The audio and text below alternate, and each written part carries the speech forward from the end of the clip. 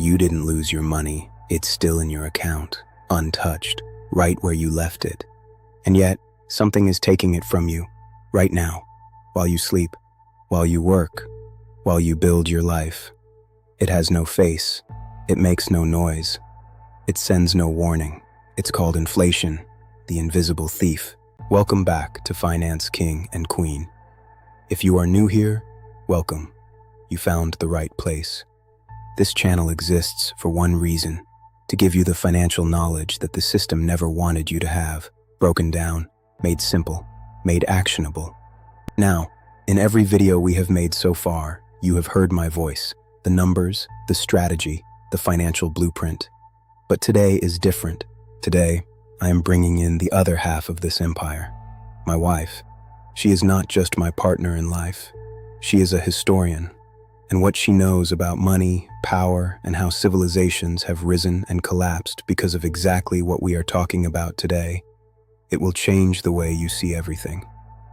History is not the past. History is a warning, and she is here to deliver it. So pay close attention, because today you are not getting one perspective on inflation.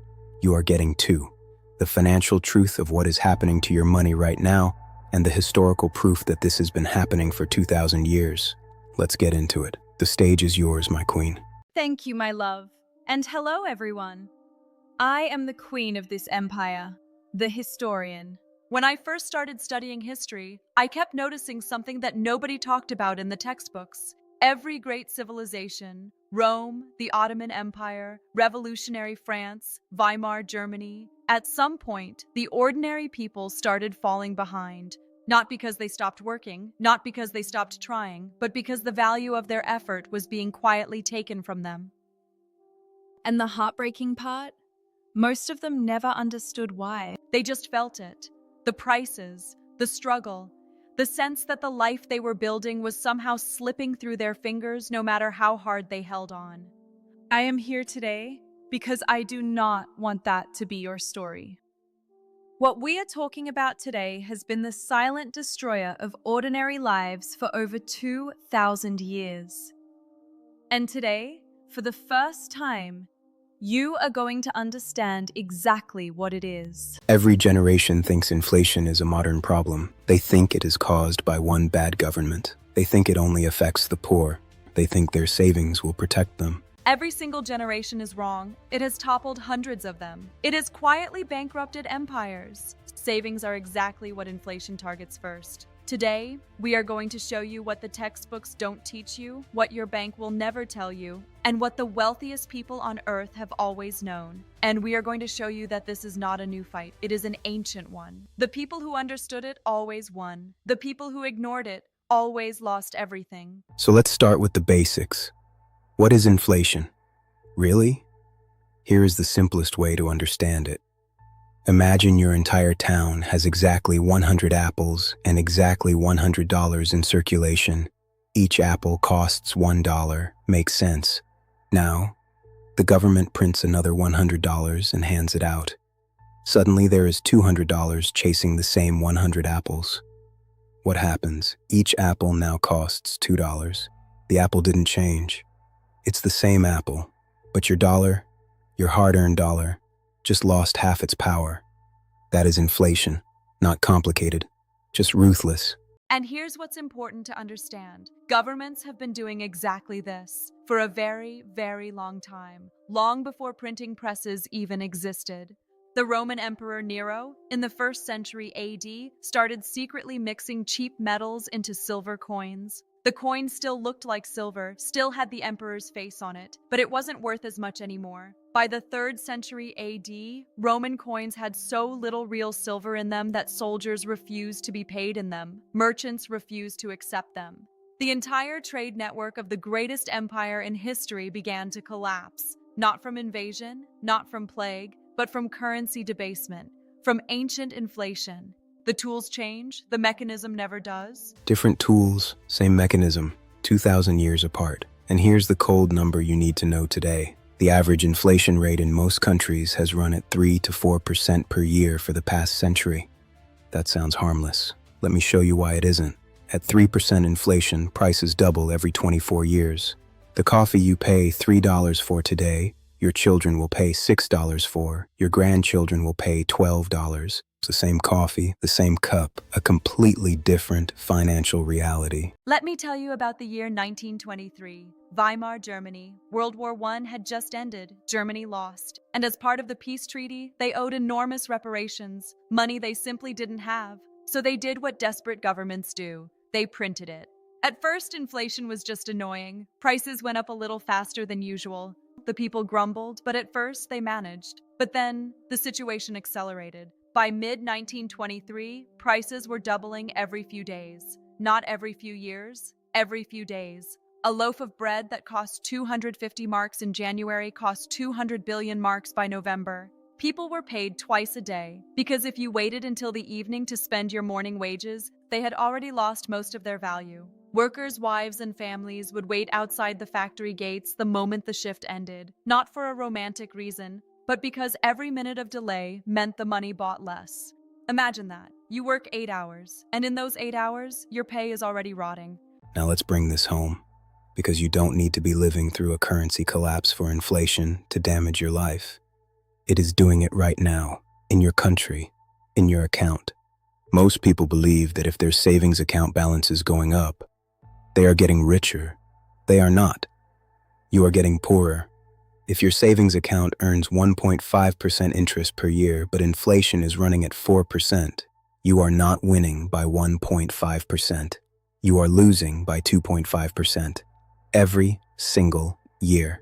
That is called a negative real return. No bank sends you a notification about it, no school ever teaches it, but it is happening to you right now. And this pattern repeats throughout history with terrifying consistency. In 1790s revolutionary France, the government issued paper money backed by confiscated church land. Within 5 years, it had lost 97% of its value. Entire fortunes vanished overnight. The middle class was annihilated. In Argentina in 2001, the peso collapsed. People who had saved their entire lives went to bed relatively comfortable and woke up poor. Those who had converted their savings to land or foreign currency survived. In Zimbabwe in 2008, the central bank issued a $100 trillion banknote. 100 trillion. It could not buy a bus ticket. Every time. Same story, different country, different century. The people who got destroyed by inflation were always the ones who worked hard, saved in the currency, and trusted the system.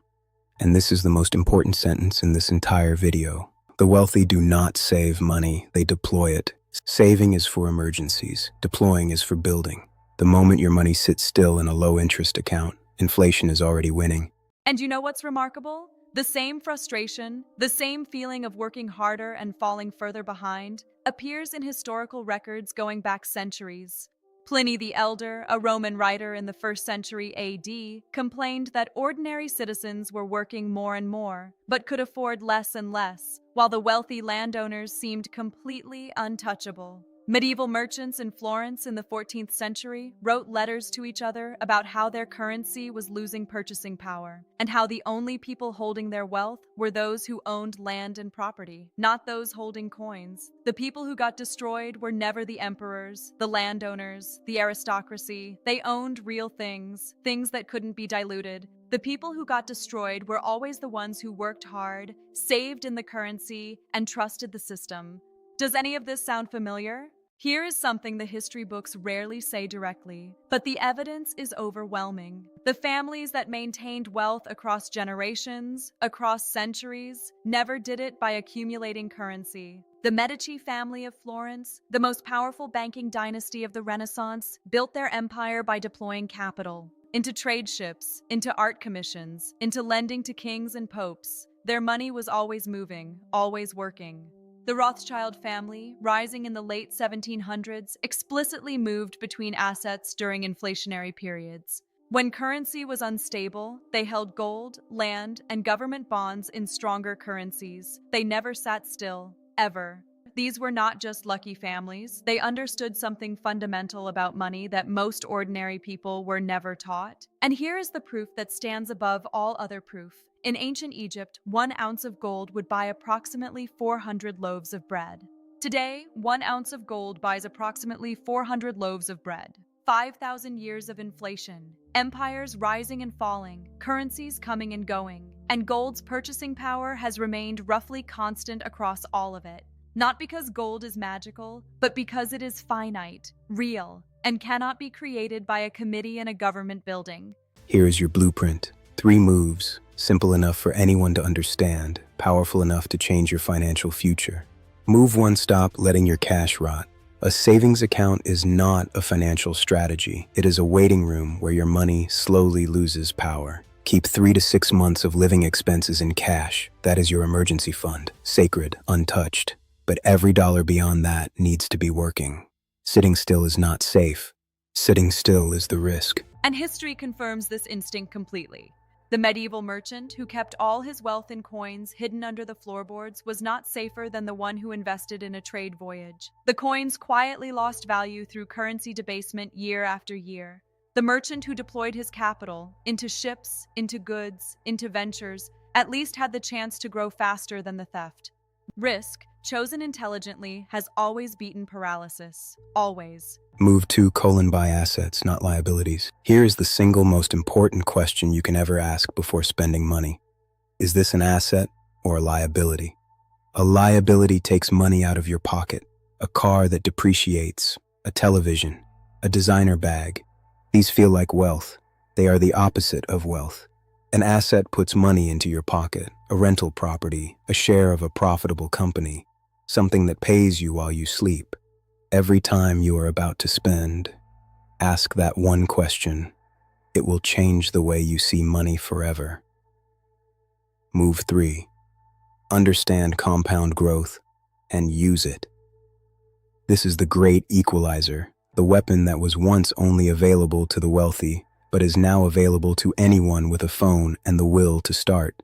If you invest $300 a month, starting today at an average annual return of 8%, in 30 years, you will have over $400,000. You personally put in $108,000. The rest, over $290,000, was created by your money-making money, by compound growth working for you instead of inflation working against you.